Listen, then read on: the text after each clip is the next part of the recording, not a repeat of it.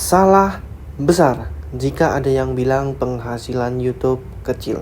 Jika ada yang bilang penghasilan YouTube itu kecil, mungkin mereka belum pernah mengalaminya, atau mungkin mereka sudah pernah mengalaminya tapi tidak sesuai dengan apa yang mereka dapatkan ataupun hasilkan.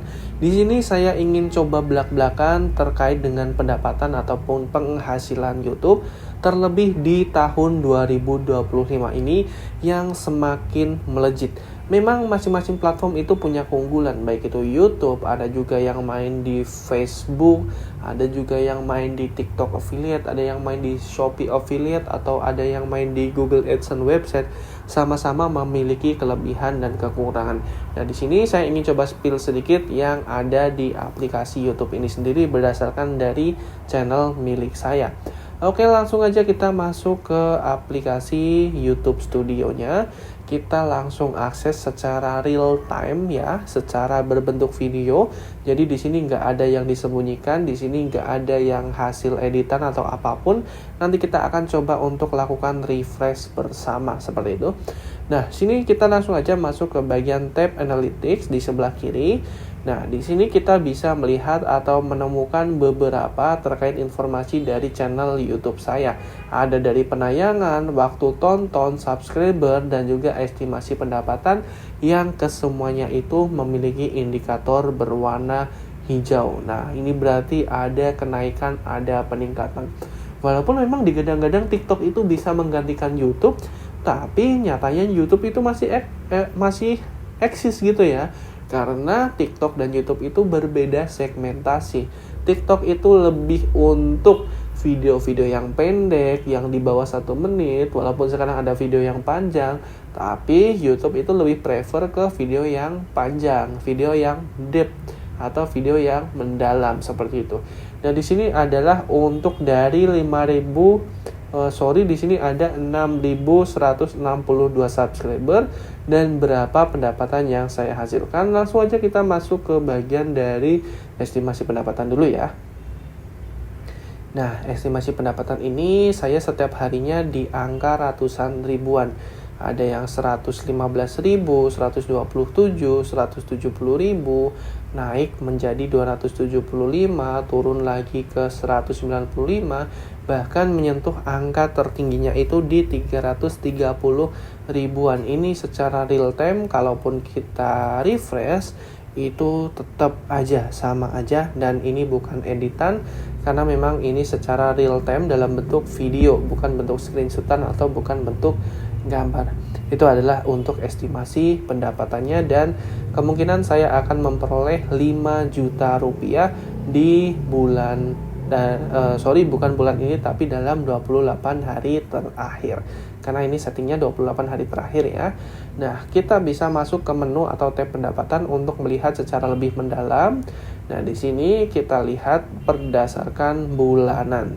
Oke, Agustus itu 1,4, September 1,4, Oktober 2,5, November 4,5, Desember 5,7, dan Januari itu sedang berlangsung, dan ini masuk pertengahan bulan itu 3,6, belum closingan di akhir bulan.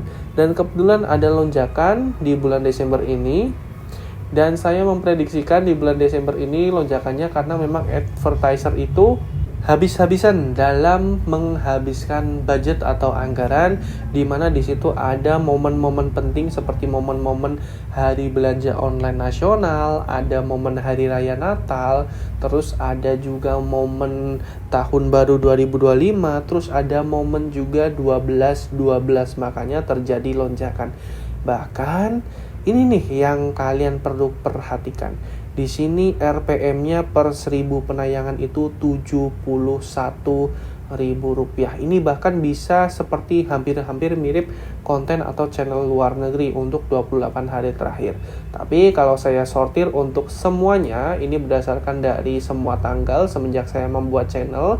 Di sini RPM-nya itu kurang lebih, ternyata nggak muncul.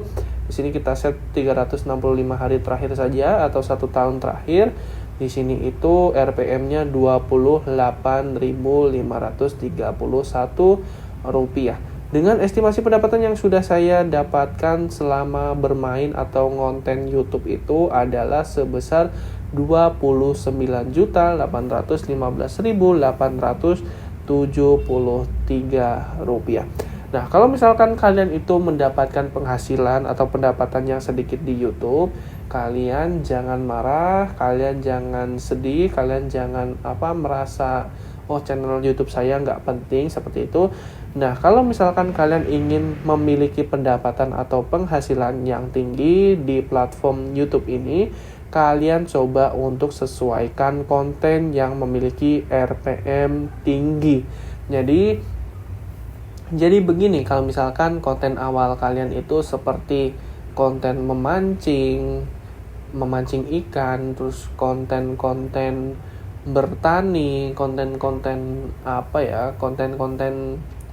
daily vlog, konten-konten bermain game Mobile Legend, kalian coba cek RPM-nya berapa.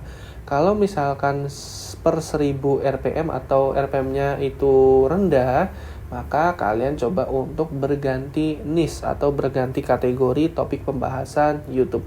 Cobalah untuk membahas topik-topik yang memiliki niche RPM yang tinggi seperti teknologi, keuangan, terus juga ada terkait dengan website, domain dan hosting, atau misalkan kalau kalian mau bermain, cobalah untuk targetkan ke konten-konten luar negeri, itu RPM-nya sangat-sangat tinggi.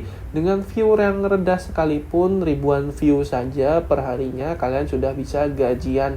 Bahkan gajiannya itu bisa sampai belasan juta ataupun puluhan juta. Dan kalian bisa cek sendiri di grup Facebook yang ada, di grup-grup Facebook yang terkait dengan grup YouTube.